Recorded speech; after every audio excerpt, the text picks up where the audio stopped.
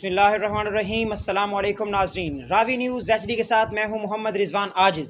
سب سے پہلے آغاز کریں گے اور خبر شامل کریں گے اوکاڑا سے، جہاں district police officer Faisal Shahzad نے آج ضلع اوکاڑا میں پہلے روز اپنی تعیناتی پر چارج سنبھالنے پر ڈی پی او آفس میں تعینات سٹاف سے بات چیت کرتے ہوئے بتایا کہ پولیس ڈپارٹمنٹ میں کسی بھی قسم کی سفارش کی بجائے تمام امور میرٹ کی بنیاد پر طے کیے جائیں گے۔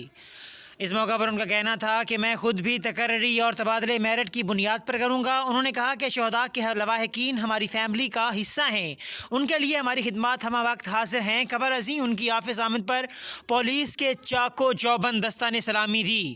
ڈی پی او نے یادگار شہداء پر پھولوں کی چادر چڑھائی اور شہداء کے درجات کی بلندی کے لیے دعا کی۔ حال میں تعمیر ہونے والے آئی ہال کا معائنہ بھی کیا۔ انہوں نے پولیس فورس کو واضح پیغام دیا کہ وزیر اعظم پاکستان، وزیر اعلیٰ پنجاب عثمان بزدار اور آئی جی پنجاب انعام غنی کے ویژن کو یہاں 100% عملی روپ دیا جائے گا۔ عام آدمی کے لیے میرے دروازے کھلے رہیں گے۔